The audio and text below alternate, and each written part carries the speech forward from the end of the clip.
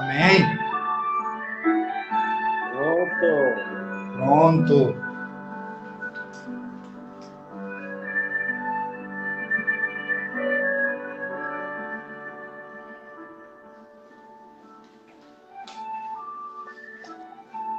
Boa noite, reverendo. Boa noite, meu querido. Graça e paz. Amém. Tudo bom por aí? Graças ao bom Deus. Amém. Graças a Deus. Vamos começar, né? Louvando a Deus, adorando ao Senhor por esse privilégio maravilhoso que Deus tem dispensado para nossas vidas. Pastor, eu vou orar e depois da oração a gente começa as apresentações e depois a gente passa para o estudo, tá certo? Ok.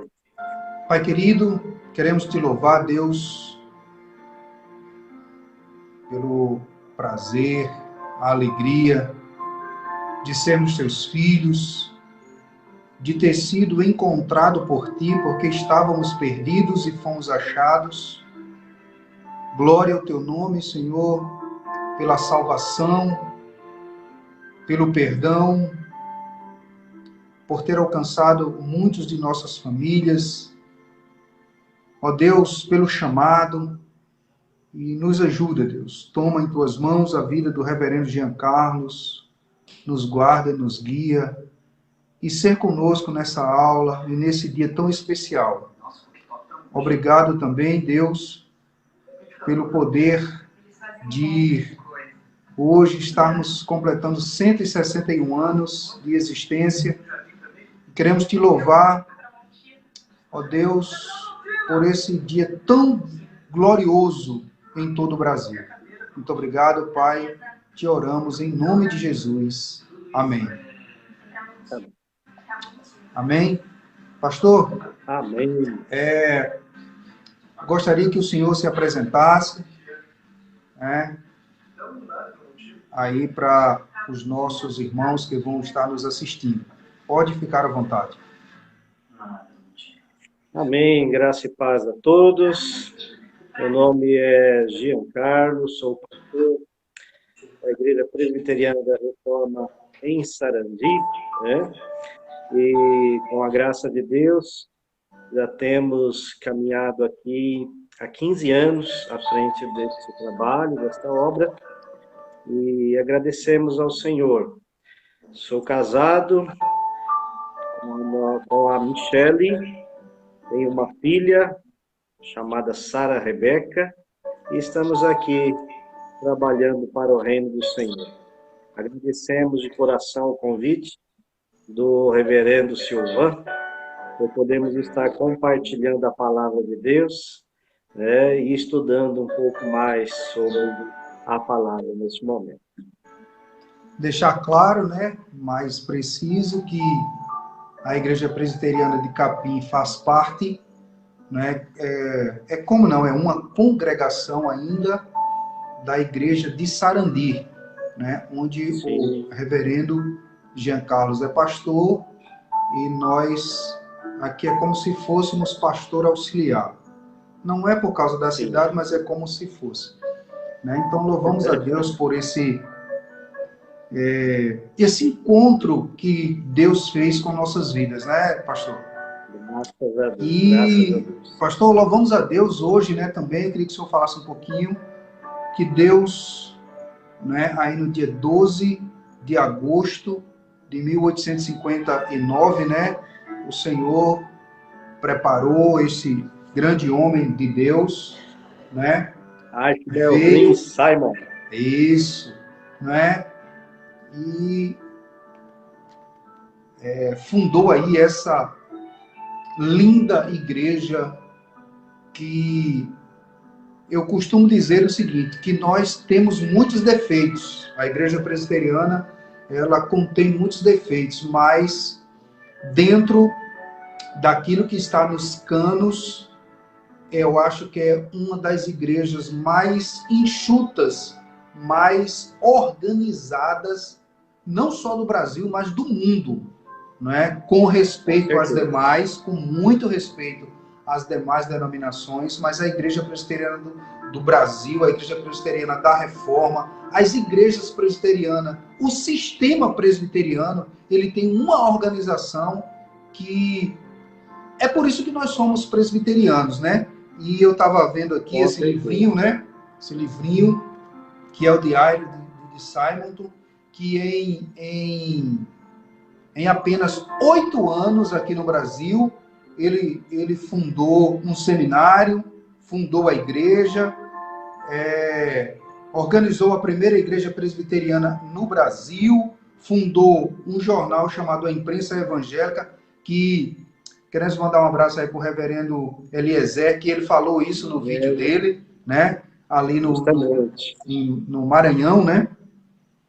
E fez, além de fundar a igreja, o jornal Imprensa, o primeiro jornal cristão evangélico da América Latina, né?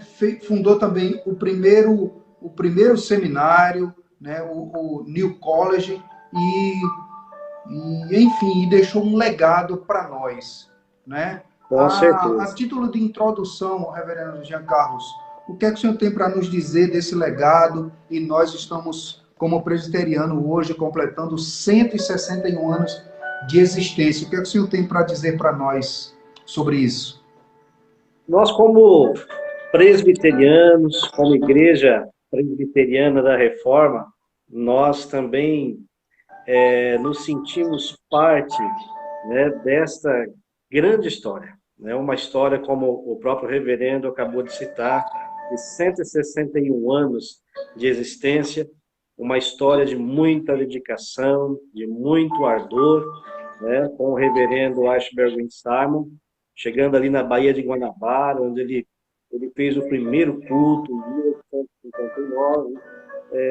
Com certeza não foi algo fácil para ele, né? Um país diferente, uma língua diferente, um homem que tinha tantos desafios para enfrentar, e nós vemos que mesmo com todas as dificuldades e os desafios, ele rompeu todas essas barreiras, implantando o presbiterianismo no Brasil.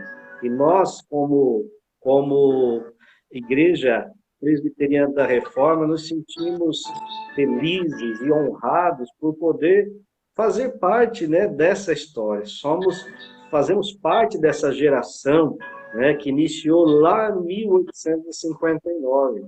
Então, para nós é uma alegria muito grande poder celebrar mais um ano de existência do presbiterianismo. E assim como o pastor reverendo Silvano tem dito, nós temos essa certeza de que a igreja presbiteriana tem sido uma igreja relevante no território brasileiro. Uma igreja que tem contribuído, né, fortemente para o desenvolvimento do Brasil, tanto na parte espiritual como na parte social, né? Tem trabalhado com a comunidade não só no âmbito espiritual, mas quantas escolas foram instituídas, né? Quantos projetos sociais foram implantados através da Igreja Presbiteriana no Brasil todo. Então, é de muita importância essa data para nós, porque nós podemos nos alegrar, né, por mais um ano de história que está sendo construída, né? Mais um ano de história. Então, a gente fica muito grato a Deus por tudo que Ele tem feito no meio do arraial presbiteriano. E creio que grandes coisas ainda acontecerão e a Igreja do Senhor continuará avançando para a glória do Senhor Jesus. Amém. A Igreja Presbiteriana, ela nasce no dia 12 de agosto de 1859, no Rio de Janeiro. A Igreja Presbiteriana em Sarandi. O senhor fala um nomezinho do bairro. Como é o nome do bairro lá? Na realidade, nossa igreja iniciou no Parque Alvamar. Isso mesmo, esse aí, isso. Interessante que 2007, nós iniciamos, né? 2017, no ano de comemoração dos 500 anos da Reforma. Certo, muito bem, graças a Deus. Nós começamos a nossa aqui... igreja... Mas quando o senhor estava no seminário, que começou o trabalho lá, foi em 2017 ou 2007? 2007. Sim, em 2007. Começou lá como seminarista ainda? Como seminarista. Nós iniciamos o trabalho como um ponto de pregação na cidade de Sarandi, com 6 pessoas. Amém. Começamos uma área, um grupo de oração ali, e esse trabalho foi desenvolvendo, foi crescendo, Deus foi trazendo os que iam de ser salvos, e a obra do Senhor foi se solidificando aqui em Sarandi, no Parque Alvamar. E hoje, com a graça de Deus, né, já estamos aí com o trabalho totalmente estabelecido, o templo construído em nosso bairro, e estamos aí, né, iniciando as filiais, né, as filhas. ramificações. As filhas estão se espalhando pelo Brasil afora com a graça de Deus. Inclusive a gente aqui na cidade de Capim, né? Justamente. Começamos aí também só eu e minha família, só eu com a minha família, e estamos aí engateando ainda, começando a dar os primeiros passos, mas assim como a Asbel Green Simonton começou devagarzinho, a gente também vai bem devagarzinho. Tá certo, pastor? Amém. Amém, que Deus os abençoe. Assim como a Asbel Green Simonton começou o trabalho no Brasil, pregando o Evangelho da Graça, o Evangelho de Cristo, um Evangelho sem legalismo, sem coisas ao redor, um Evangelho puro, genuíno, né? Esse Evangelho alcançou pessoas, vidas, pessoas com nomes importantes na história do Brasil, né?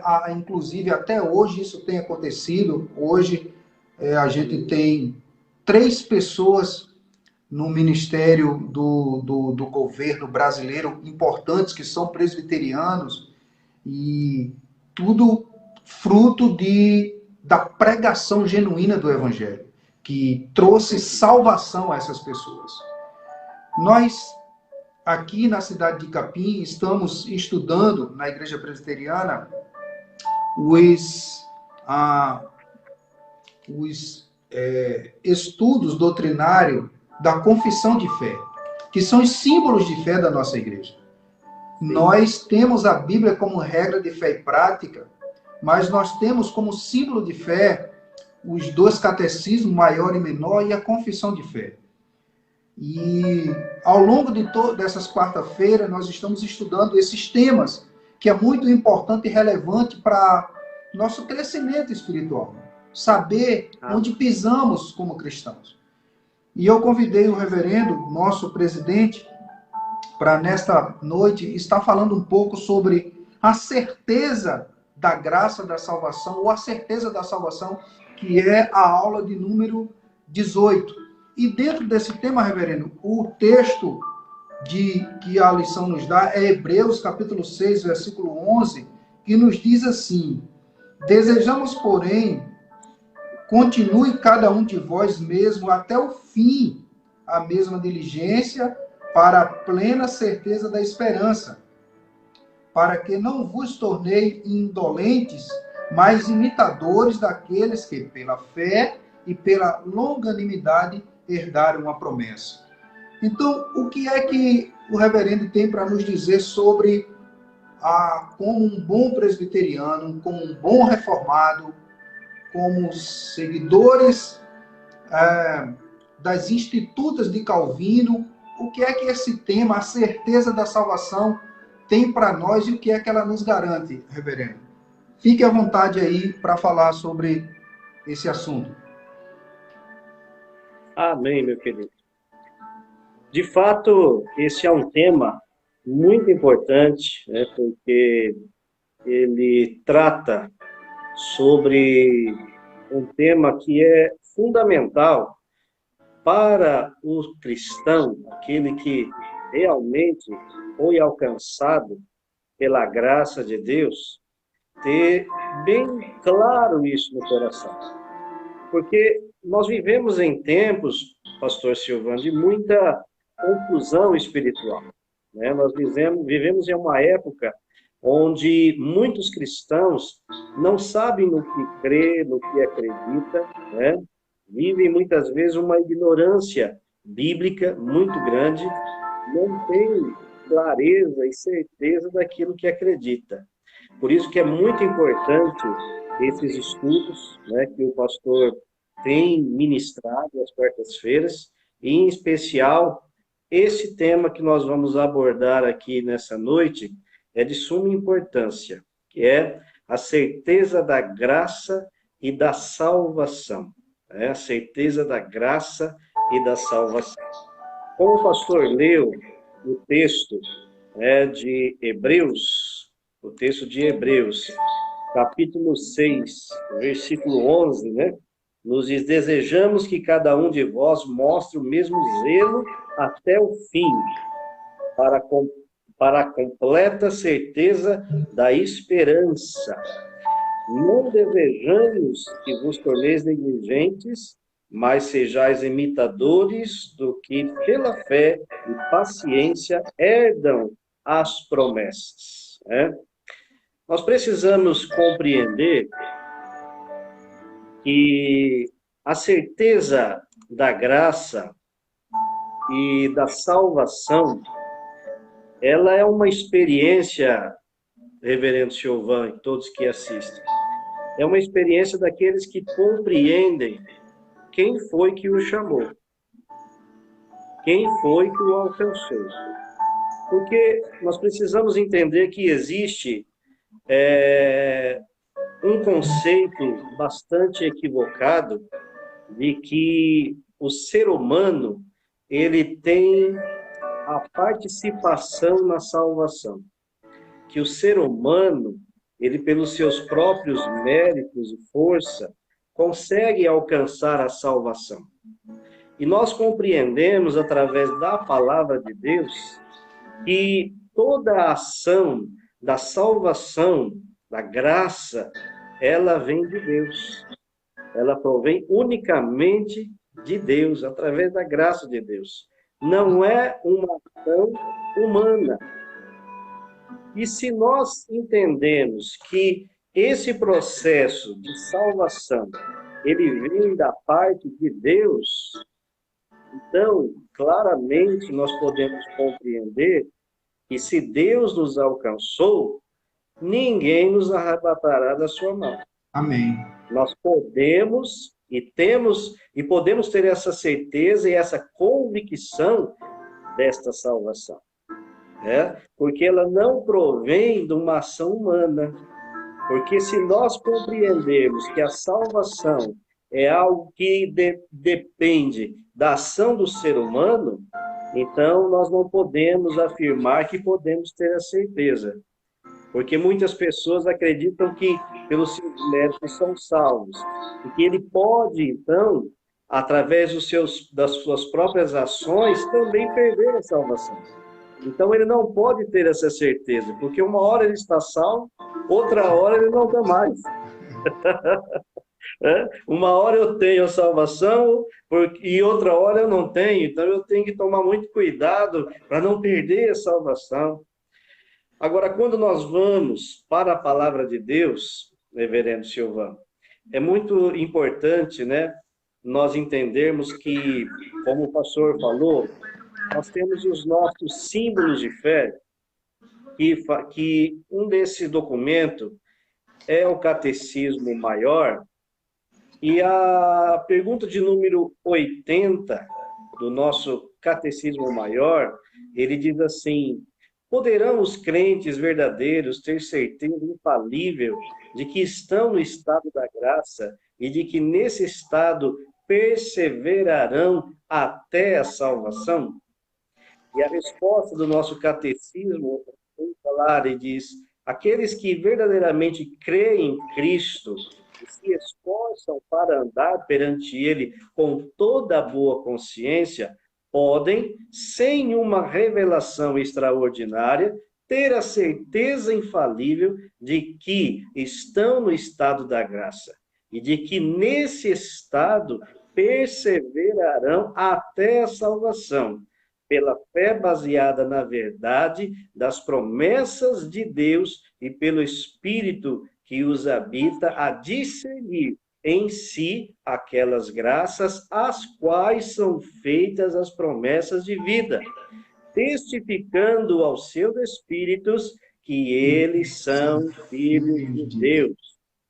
Então, é algo muito claro, é algo muito nítido aqui quando nós compreendemos essa verdade. E não só esse documento, esse símbolo de fé que nós temos, mas quando nós olhamos, né, para o texto da palavra de Deus, como está lá em João 3,36, que diz assim: por isso, quem crê no Filho tem a vida eterna.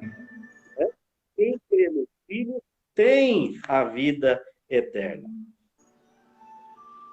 Agora, uma coisa muito importante que nós precisamos entender aqui. Só tem a vida eterna aquele que crê no Filho. Mas quem são aqueles que creem no Filho? Aqueles que o Espírito Santo operou em seus corações, e manifestou a graça em suas vidas. Esses são aqueles que foram chamados, por Deus, chamados pela graça, e que podem crer no Filho. Então, é isso que nós precisamos entender. Em João 10, 28 e 29, também diz assim: eu lhes dou a vida eterna, jamais perecerão, e ninguém as arrebatará da minha mão. Então, é interessante aqui nós vermos essa certeza explícita em vários textos da palavra. Verdade. Então, quando nós compreendemos que nós fomos alcançados pela graça, essa graça, ela é eficaz. Essa graça, ela não é algo volúvel. Uma hora eu tenho, outra hora eu não tenho. É algo eficaz. Então, nós vemos aqui o texto de João 3,36, por isso quem crê no Filho tem a vida eterna. Não terá, ou um dia perderá. Não, ela tem a vida eterna. É um estado presente, claro, né? Justamente, está ali. Isso, né, não quer dizer que por nós possuirmos a vida eterna, termos a vida eterna, que nós somos perfeitos. Infelizmente, né, uma linhagem teológica que ronda por aí, né, tem esse pensamento, né? Olha, eu tenho que tomar cuidado, né, para eu não perder a salvação, porque se eu pecar e Jesus voltar, eu não vou subir para o céu, porque eu pequei, eu estou em pecado, então eu não tenho, né, eu não vou subir ao céu. Isso aí é um pensamento, né, contrário de tudo aquilo que a palavra de Deus tem ensinado. Né? Nós somos pecadores, né, mas fomos alcançados pela graça. E se nós fomos alcançados pela graça, nós procuraremos viver uma vida de santificação, uma vida que agrada ao Senhor, uma vida, né, que realmente agrade aquele que nos chamou. Isso não quer dizer que por conta de eu ter pecado, por conta de eu ter cometido algum erro, que eu vou perder a minha salvação por conta disso. Mas, como diz o apóstolo Paulo, nós precisamos continuamente desenvolver a nossa salvação. O que é desenvolver a nossa salvação? É procurar zelar cada dia mais pela fé, procurar a santificação, procurar ter uma vida que agrada ao Senhor, né? Então, é isso que eu compreendo sobre essa questão, né? A certeza, né, da graça e da salvação, ela é clara. Não tem como nós termos dúvida. Em 1 João 5,13, é interessante que nos diz assim também: essas coisas vos escrevi a fim de saberdes que tendes a vida eterna, a vós outros que credes em o nome do Filho de Deus. Interessante que também esse texto que nos fala, né? Não é talvez tenhais a vida eterna, mas tendes a vida eterna. Em todos esses textos, você vê, né, a palavra de Deus dizendo: tendes a vida eterna. Então é algo que é para agora, é para hoje, você não vai alcançar depois. Você já tem a vida eterna. Amém, reverendo? Amém. Graças a Pode Deus. comentar.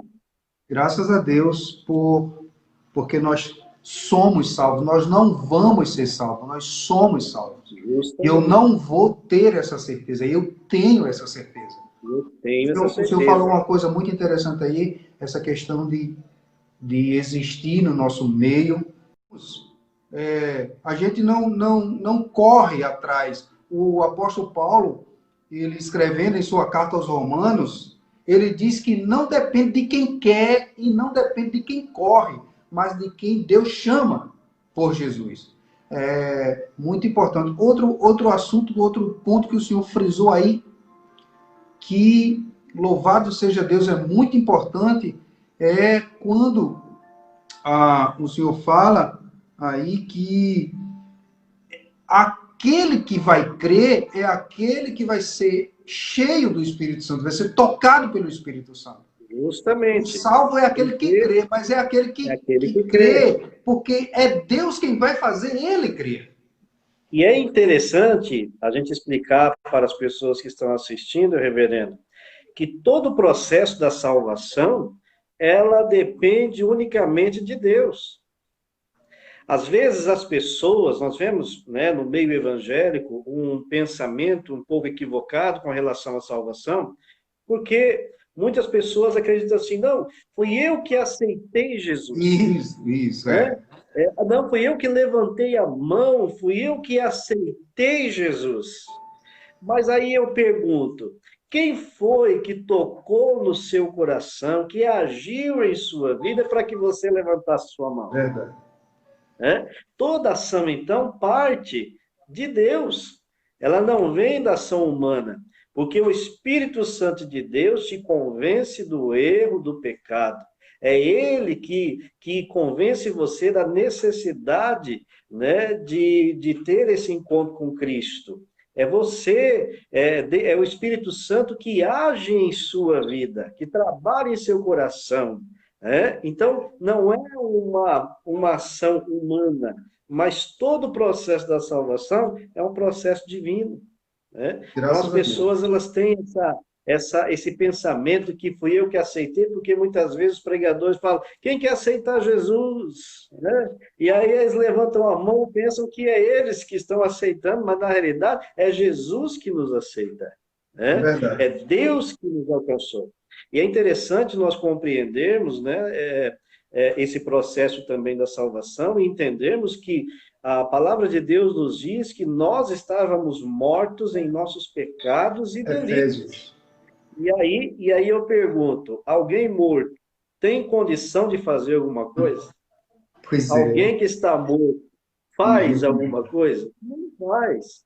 Então, nós entendemos que é, Cristo que estende a mão para nós. Nós Verdade. estávamos perdidos, nós estávamos mortos, nós estávamos separados e Deus nos encontrou. E Deus nos chamou pela sua graça. Então não é uma ação humana, não é uma ação minha, é uma ação totalmente da parte de Deus. E por isso nós podemos ter essa certeza, essa certeza da salvação, porque não sou eu que seguro na mão de Jesus, é Ele que segura na minha. Então, se a Verdade. ação é de Deus, é uma ação completa, não é Verdade. algo que fica pela metade. Então, nós vemos aqui em Romanos, capítulo 8, versículo 30 também, que nos diz um texto muito importante, né? E aos que predestinou, a esses também chamou. Aos que chamou, a esses também justificou. E aos que justificou, a esses também glorificou. Então você vê que é Deus que nos predestina, que nos chama, que nos alcança, né? Que nos justifica, é todo um processo da parte de Deus. Isso precisa ficar bem claro em nossa mente para que a gente não venha cair nesse erro de acreditar de que eu posso, né? Eu posso, pelas minhas próprias forças, alcançar a salvação ou perdê-la. Então, todo o processo é um processo que vem de Deus, porque pela graça sois salvos mediante a fé, e isso não vem de vós, é dom de Deus, não vem das obras para que ninguém se glorie. Como é interessante, o texto da palavra de Deus está falando claramente, é a própria palavra de Deus que está sendo aplicada para o leitor e ainda há quem queira se colocar no lugar do Salvador. É por isso que a segunda pergunta aqui do texto da confissão é que a graça da salvação ela é infalível, porque ela está assegurada pela fé. Porque até que a Bíblia diz que sem fé é impossível agradar a Deus. Então ela é uma salvação infalível. Justamente. Inclusive aqui, né, tem o texto que nos embasa essa pergunta, que está em Romanos, capítulo 5, versículo 2, né, que diz assim: mediante quem obtivemos acesso pela fé a esta graça, na qual estamos firmes, e nos gloriamos na esperança da glória de Deus. E o versículo de número 5 nos diz assim: ora, a esperança não traz confusão, porque o amor de Deus está derramado em nosso coração pelo Espírito. Então, ele não traz confusão, é algo infalível, é algo confirmado pela própria palavra de Deus. Então, a certeza da graça e da salvação, ela é uma infalível segurança da nossa fé. Ela não pode, né, de maneira nenhuma ser questionada, porque a própria palavra nos dá essa certeza, né, nos diz isso. Então, é muito interessante nós compreendermos essa verdade, Rivera. Certo. Graças a Deus por isso. Nós podemos afirmar categoricamente que em Cristo Jesus nós não perdemos a nossa salvação, porque o texto principal que a gente leu de início nos diz que aquele que prometeu é fiel para cumprir a sua promessa. E quem prometeu não fora qualquer um, fora o próprio Deus, né, que enviou seu Filho Jesus para morrer em nosso lugar. Se a gente fosse crer que a salvação se perdia, era como se cresse que Cristo seria inútil o seu sacrifício na cruz. Justamente. Né? E assim a gente precisamos entender claramente que salvação não é uma brincadeira, que salvação não é algo que está numa bifurcação para você pensar aqui, pensar ali. Uma vez o profeta Elias citou isso, não foi? Olha, não cocheiem em dois pensamentos. Vocês procurem ver aí qual o caminho a seguir. O próprio Josué também disse assim, olha, vocês veem aí a quem vocês vão servir, porque eu e minha casa serviremos ao Senhor. Todos os homens, todos os homens do Antigo Testamento, eu não encontro. A gente, quando está estudando no seminário teologia veterotestamentária, é muito importante que a gente não vê que nenhum dos filhos de Deus se perderam no caminho. Nenhum. Uma vez, reverendo, aqui na cidade de Capim, algumas irmãs de outra denominação vieram me perguntar, pedir alguns conselhos a mim, e eu fiz essa pergunta a eles, a essas irmãs. Eu disse, olha, quantos crentes vão para o inferno? Aí uma disse, vai um bocado, outra disse, eu disse vai não. Nenhum crente vai para o inferno. Só vai para o inferno aqueles que nunca foram crentes. Que nunca foram. O grande Justamente. problema é que a igreja que não é calvinista, que não crê na eleição, que não crê na predestinação, elas eu quero aqui até dizer o seguinte, que muitos irmãos eles não têm culpa porque é a liderança que não ensina isso biblicamente, né? Foram ensinados assim, né? Acaba Exatamente. sendo fruto do meio que vive, né? Exatamente, exatamente. E eles cometem esse deslize, esse erro teológico, porque não aprenderam Sim. que crente não vai para o inferno, vai para o inferno quem nunca foi crente. Quem se Quem nunca desviou foi. nunca foi. Nunca. Por Justamente. exemplo, reverendo, tem muitos crentes que têm dificuldade de entender que Judas nunca foi crente. Judas não perdeu a Justamente. salvação. Judas nunca foi salvo. É Nunca como o encontrou. joio no meio do trigo, né? Aí é Justamente. difícil das pessoas entenderem isso, né? E a terceira pergunta aí, reverendo. Essa graça salvadora, ela pode ser abalada, diminuída e interrompida, conforme os textos que estão aí? Como eu disse há pouco, reverendo, né? Eu acredito que o cristão que foi alcançado realmente pela graça, ele pode ter essa certeza em seu coração, ele, ele não é um santo procurando não pecar. Ele é um pecador procurando a santificação.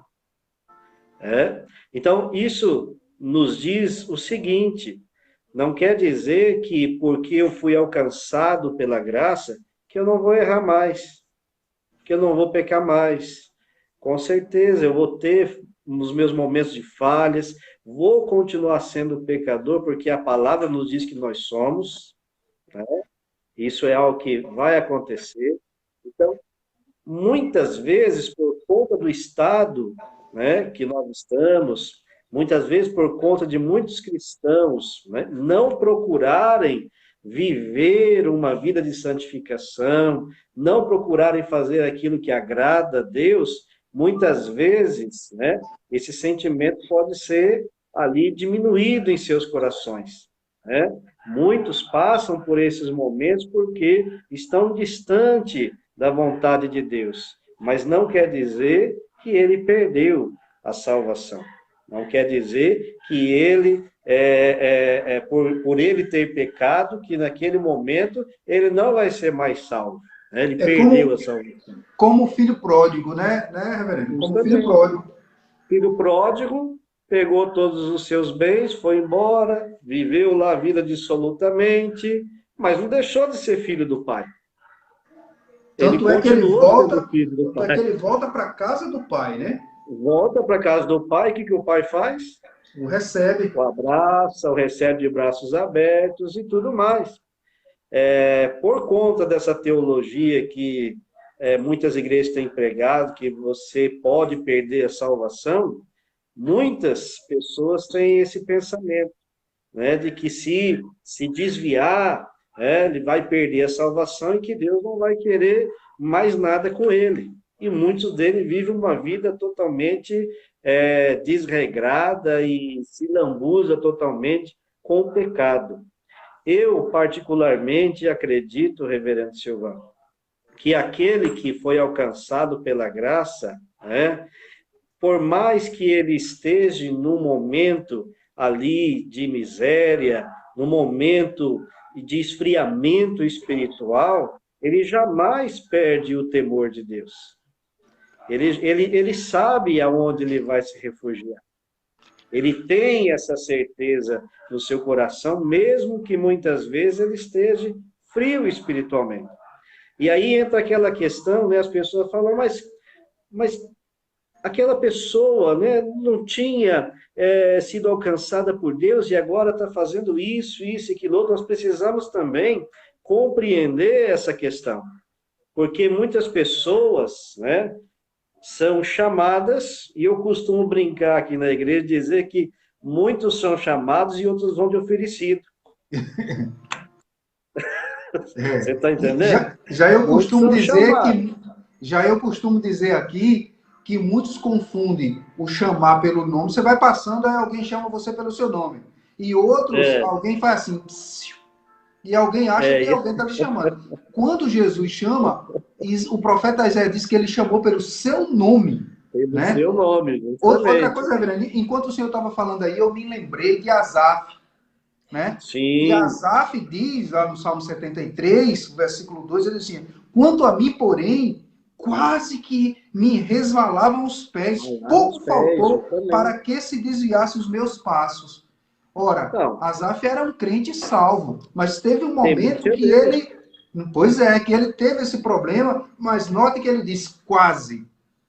Quase. Lá na frente, no versículo 17, ele diz, no versículo 17, até que eu entrei no santuário de Deus e atinei qual é o fim deles. Ou seja, o crente que tem o Espírito Santo não sai dele. Ele entristece o Espírito Santo. Mas o Espírito de Deus não sai dele. Não sai. E vai haver um momento, como a gente pode citar aqui, daquele ladrão da cruz, não é? Que chegou a hora dele aos 49 minutos do segundo tempo. Mas chegou. Né? Agora, o grande problema é que nós não sabemos quem são quem. Por isso é que a gente faz aquilo que Jesus disse, ide por todo mundo e pregai o Evangelho. Pregai o Evangelho. Né? Deus sabe, mas nós não sabemos. Né? Pois é. Então, reverendo, a outra pergunta é, a certeza da graça da salvação pode, no tempo próprio, ser restaurada? Mas eu acho que essa pergunta aí a gente já acabou de comentar. A gente acabou de falar, porque aqueles que foram alcançados pela graça, né, podem ter os seus momentos, né, de vacilos, de esfriamento espiritual, né, mas no tempo oportuno, né, eles voltam, eles retornam. Né? Então, essa pergunta ela já é respondida através desse próprio comentário que nós fizemos aqui e o próprio texto que o reverendo acabou de ler aí de Asaf, né? Pois é. Então, muitas vezes, né? O próprio rei Davi, olha só a vida do rei Davi, quantos deslizes, né? Pois é, muitos. Falhas. Pesados, né? Pesados, foram coisas pesadas. Paulo Júnior, o reverendo Paulo Júnior, ele diz que o crente salvo e santo não é aquele que para de pecar, mas é aquele que peca com tristeza. O crente salvo, ele não peca com alegria, porque nós nunca vamos deixar de pecar. Porém, nós não pecamos com alegria e nem temos prazer no pecado. Precisa haver o arrependimento. Essa é a diferença daquele que é alcançado pela graça. Né? Ele tem um coração arrependido. Né? Aquele que não foi alcançado, ele não tem nenhum sentimento. Ele é totalmente, né, depravado, vive em suas próprias paixões e desejos. Ele não tem nada que o leve a esse arrependimento. Mas nós que fomos alcançados pela graça de Deus, temos o Espírito Santo que nos mostra e nos alerta, falando, você pisou na bola. Você errou. Volta. Volta em tempo. Verdade. Então, assim... A quinta pergunta, ela diz assim, a certeza da graça da salvação tem sólidos fundamentos? Ou seja, quais são os fundamentos bíblicos sólidos que a gente tem aqui? Aí no roteiro aí tem 4 respostas bíblicas. Comente isso aí para nós. Aqui ela fala sobre fundamenta-se nas promessas da salvação. Né? Promessas da salvação. Podemos ver lá em Hebreus 6, 17 e 20, 1 Pedro 1, do 1 ao 12, 1 João, né? 5, 13. Né? 1 João é interessante que nos diz assim, está aqui separado, João 5, 13, que nos diz assim, essas coisas vos escrevi para que saibais que tendes a vida eterna, a vós que credes no nome do Filho de Deus. Então, essa é uma promessa, é uma certeza. Então, esse fundamento, ele se baseia nessas promessas que o próprio Jesus, né, nos diz, e aqui a palavra de Deus está escrita, essas coisas vos escrevi para que saibais que tendes a vida eterna. Né?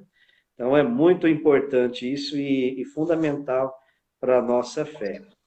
O ponto 2 aqui, ele diz, fundamenta-se na evidência interna da graça de Deus. Ou seja, aquilo que Deus realizou dentro de nós. Nós conseguimos sentir isso através do Espírito Santo, né? Agindo em nossos corações. Romanos 5:5, né? Nos diz assim, olha. Ora, a esperança não traz confusão, porque o amor de Deus está derramado em nosso coração pelo Espírito Santo que nos foi dado. Então, isso é muito importante nós compreendermos, né? Então, essa certeza dessa graça e da salvação, ela tem esse sólido fundamento, né? Nas promessas, na evidência interna da graça de Deus, na experiência da adoção, segundo Romanos 8:15, que nos diz assim, pois não recebestes o espírito de escravidão para outra vez estardes em temor, mas recebestes o espírito de adoção, pela qual clamamos, Abba, Pai. Então, nós fomos adotados, né? Fomos enxertados, né? Na oliveira. Na videira. E fundamenta-se também no testemunho do Espírito Santo. No versículo de número 16 diz, o mesmo Espírito testifica com o nosso espírito que somos filhos de Deus. Amém. Então, nós temos esta certeza em nosso coração. Amém. Isso é muito importante. Então, não tem como uma pessoa, né, que realmente foi alcançada pela graça de Deus, que tem o conhecimento da palavra de Deus, ter dúvida, né, da sua salvação. Amém. Graças a Deus. É impossível. Amém. Amém. Pode continuar aí, em mente aí na sexta aí, né? A certeza da graça da salvação é uma segurança alcançada mediante da graça da salvação.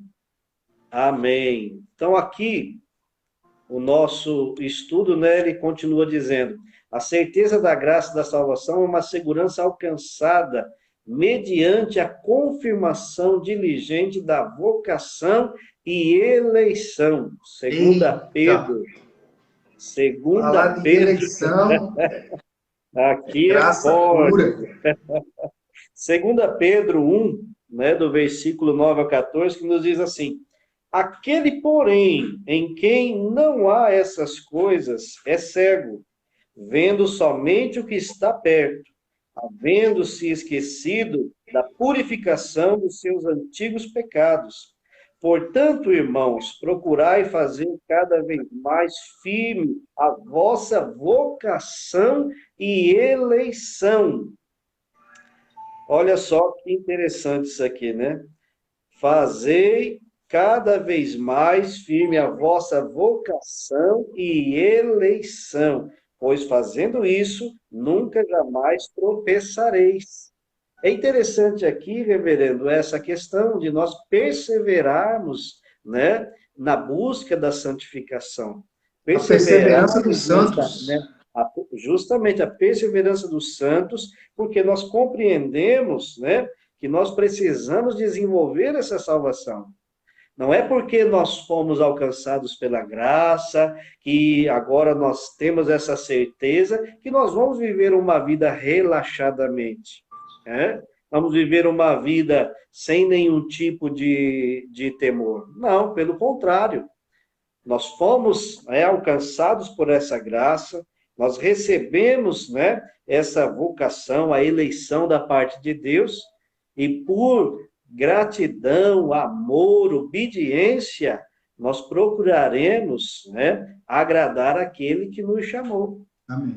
Procurando ter uma vida diligente, viver de um modo digno, né, daquele que nos alcançou. E o versículo 11 continua dizendo: e vos será amplamente concedida a entrada no reino do eterno nosso Senhor e Salvador Jesus Cristo, pelo que não deixarei de exortar-vos sempre acerca dessas coisas, ainda que as saibais e estejais confirmados na verdade já presente convosco. E tenho por justo, enquanto estiver neste tabernáculo, despertai-vos com admoestações, sabendo que brevemente hei de deixar este meu tabernáculo, como nosso Senhor Jesus Cristo já me revelou. Procurarei, contudo, diligentemente. Olha só que interessante esse versículo. Procurarei, contudo, diligentemente que em toda ocasião, depois da minha morte, tenhais lembranças dessas coisas. Então, você vê aqui o apóstolo, né, trazendo essa exortação para que nós possamos ter uma vida, né, de santidade na presença de Deus, diligente na presença de Deus.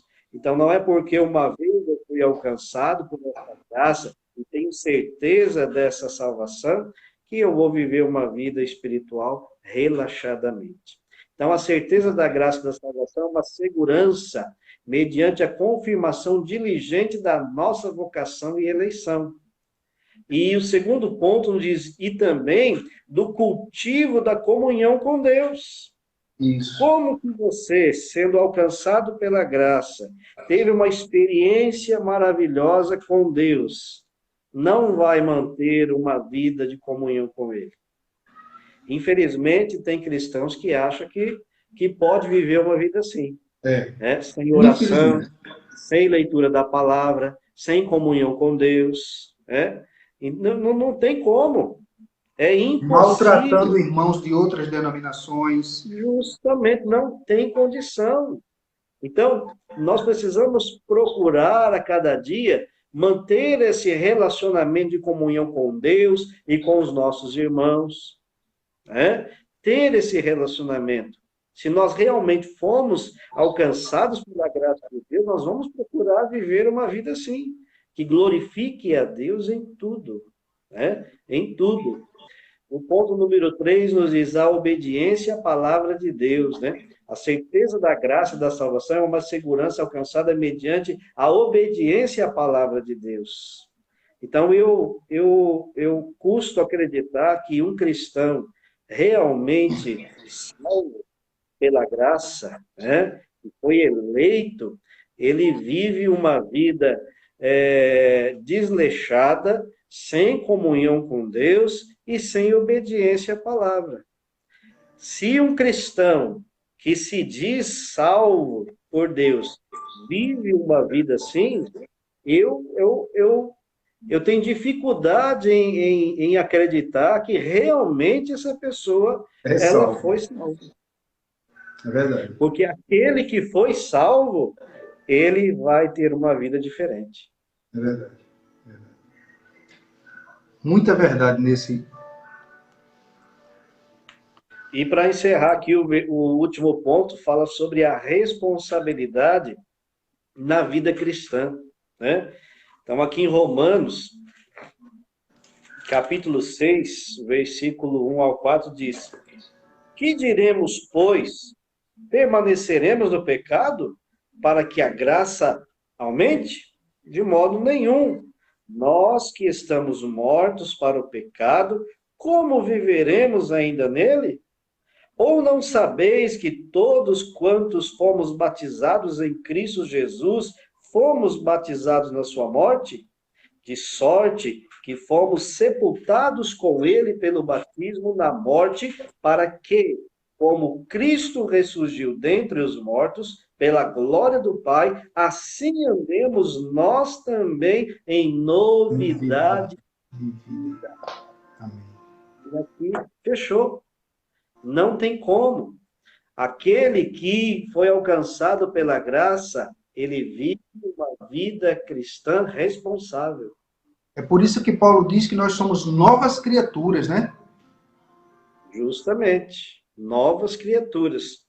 Então, aqui, se nós compreendemos aquilo que foi feito, se nós entendemos o plano da salvação em nossa vida, aquilo que Cristo fez por nós, nós vamos procurar viver uma vida de modo digno.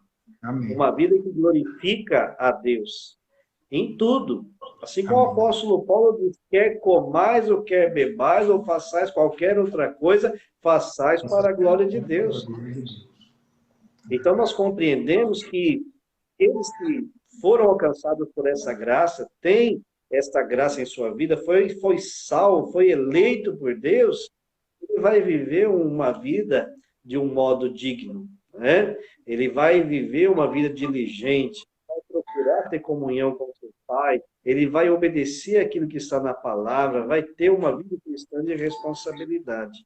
Não quer dizer, como nós já temos falado há pouco, né, que não teremos falhas, não teremos momentos de tribulações, de angústias, de esfriamentos. Certamente teremos, né? Mas nós vamos procurar a cada dia viver uma vida que glorifica a Deus. Amém. Graças a Deus, Deus. Graças a Deus, que Deus nos ajude, que Deus ajude os irmãos membros da nossa igreja, os irmãos membros de outras denominações que podem estar nos assistindo e entendam que isso não é uma doutrina humana. A doutrina da salvação é uma doutrina bíblica e é uma doutrina de Deus, não é? E que essa palavra ela possa ter encontrado guarida nos corações dos ouvintes. Reverendo, que Deus lhe abençoe em Cristo Jesus. Muito obrigado pela sua participação, com detalhes e sua palavra riquíssima, né? Deus abençoe pelo que o Espírito Santo lhe falou. Deixe suas considerações finais e depois ore agradecendo a Deus. É isso, meu querido. Eu tenho essa certeza em meu coração e tenho essa convicção de que o Senhor nos chamou pela sua graça, pela sua misericórdia, e como filhos e filhas de Deus, nós precisamos procurar manter uma vida que agrade ao Senhor, né? Viver uma vida que glorifique ao Senhor. É certo que não em toda a nossa caminhada nós teremos momentos de dificuldades, de provações, né, de desânimos, que nós estamos fadados a isso. Mas jamais nós podemos perder em nosso coração essa certeza. Jamais nós podemos esquecer dessa verdade, que nós fomos escolhidos por Deus. Nós fomos alcançados por essa graça e estamos seguros em suas mãos. Então, que Deus possa continuar a sustentar as nossas vidas, a fortalecer a nossa fé em toda a nossa trajetória nessa terra. Que Deus continue abençoando grandemente a vida do reverendo Silvano, a sua família, a nossa amada igreja em Capina, Paraíba, e se Deus assim o permitir, em breve nós estaremos aí para compartilharmos mais a palavra de Deus e vermos, né, todo o desenvolvimento da obra do Senhor aí em Capina, Paraíba. Então eu agradeço ao reverendo por essa oportunidade maravilhosa de estarmos juntos, de podermos compartilhar essa palavra. Agradeço a todos aqueles que estiveram juntamente conosco também e que Deus os abençoe em Cristo Jesus. Pode orar agradecendo, Reverendo. Pai, nós agradecemos ao Senhor por esse momento tão especial, onde podemos aqui, nesses momentos, compartilhar a Tua palavra e sermos fortalecidos por ela. Que o Senhor, em sua infinita bondade e misericórdia, continue a sustentar as nossas vidas com a Tua mão poderosa, conduzindo sempre, Senhor, os nossos passos, os nossos caminhos, fortalecendo a cada dia a nossa fé. Abençoe, Senhor, a vida do reverendo Silvano, toda a sua família, seu trabalho, seu ministério, que o Senhor continue, Senhor, abençoando a sua obra de Capim. Assim nós oramos e agradecemos por esse momento na tua presença, em nome de Jesus. Amém. Amém, reverendo. Que Deus lhe abençoe, que Deus os abençoe. Um abração aí na sua esposa Michele, na sua filhinha Sara. Um abração, leve o meu abraço também ao conselho da igreja, os irmãos que eu tive o prazer de conhecer, né? A nossa igreja da Reforma aí em Sarandi. Que Deus continue abençoando o nosso ministério. E em breve nós vamos estar aqui. Não sei se será já para inaugurar o templo novo, né? Quem sabe, né? Deus quiser. Deus tudo pode fazer, né? Mas muito Com obrigado, certeza. né? E louvado seja Deus por esse dia. A data que caiu para o senhor falar foi num dia muito especial, né? Muito especial, muito mesmo. Fico honrado. A honra não sei nem de quem é. Pois é. E é um privilégio, não sei nem o que falar. É um privilégio estarmos falando no dia de hoje sobre doutrina presbiteriana, no dia em que a Igreja Presbiteriana tem esse legado, né, deixado por Admiral Green Simonton, esse legado, né, e tem sido uma referência para o nosso país, e nós fazemos parte dessa história. Louvado seja o nome do Senhor, nosso Deus. Hoje, durante o dia, só foi mensagem para lá e para cá sobre isso, porque é uma data muito especial, né? Não é à toa que nós somos a denominação mais antiga do país, né? Então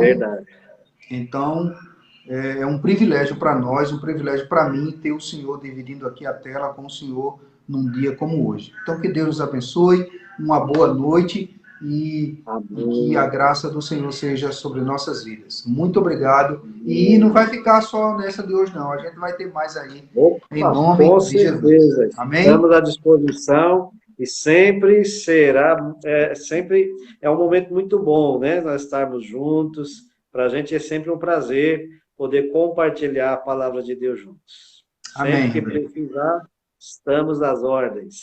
Amém. Boa noite, Deus abençoe. Boa noite, meu querido. Um abraço.